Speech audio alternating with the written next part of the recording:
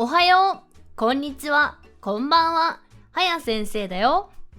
今日はジャパ日常ポッドキャスト第6回目。今回は私が少し前に旅行をした時のお話です。日本へ旅行に来たいと思っている人はぜひ聞いてね。東京、大阪、京都、奈良などの有名な観光地以外にも素敵な観光地がたくさんあるから。ということで、今回旅行に行った場所は静岡県。日本一高い山、富士山がある県の一つだよ。東京都と大阪府の間に名古屋市で知られる愛知県があります。その愛知県と東京都の間に静岡県があるイメージをすると、静岡県の場所がわかりやすいかな。ブログに日本地図を貼ったから、北海道の場所を確認してみてね。では、静岡県に行くまでの交通手段からお話ししよう。まず、東海道山陽新幹線に乗りました。新幹線はすごーい速い電車。時速 200km 以上の速度で走ります。東海道山陽は新幹線が走っている区間の名前。この場合は東京都の東京駅から福岡県の博多駅までをつなぐ区間。そして新幹線は種類ごとに名前を持っています。私が今回乗った新幹線はひかり、他にはのぞみとこだまがあって、それぞれ速さや停車する駅が違うので要注意。違う目的地に行く新幹線に乗ってしまうとすぐには降りられないから本当に気をつけてね。では、それぞれの新幹線の特徴と名前の意味を簡単に説明しましょう。まずはのぞみ。一番早く移動できるけど停車する駅が少ない。のぞみという単語には希望、願いなどの意味があるよ。続いて光。運行の種類がいろいろあるので、いつも同じ駅に止まるとは限らない。光という単語には光るもの、心に希望や明るさを感じるものなどの意味があるよ。最後にこだま。東海道山陽新幹線のすべての駅に停車します。こだまという単語には山で大きな声を出したとき反響して聞こえてくるもの、木の精霊などの意味があるよ。大阪、名古屋、東京のように大きな都市を結ぶ場所へ観光に行きたい人は東海道山陽新幹線に乗ろうということで、まずは新幹線で浜松駅まで行きました。その後ホテルに行くため電車で最寄り駅まで行きました。ホテルは浜松市にある弁天島駅のすぐ近くです。浜松市には浜名湖という大きな湖があることで知られています。この弁天島駅では運がいいと電車と新幹線を同じタイミングで写真を撮ることができます。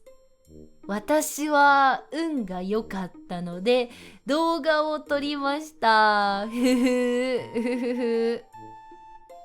ホテルの部屋に荷物を置いた後、浜名湖へ散歩に行きました。すると、一枚の大きな看板を発見。これはゆるキャンの看板だー。そうです。ここ浜名湖の弁天島駅周辺はゆるキャン2期の聖地です。興味がある人は第3話を見てね。夕日と一緒に写真を撮りました。はい、チーズ。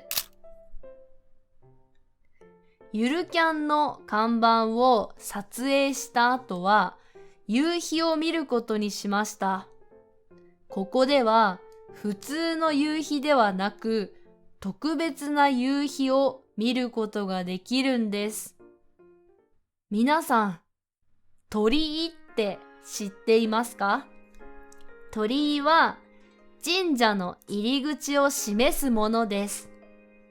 人間と神様が住む場所を分ける結界の役目もあると言われています。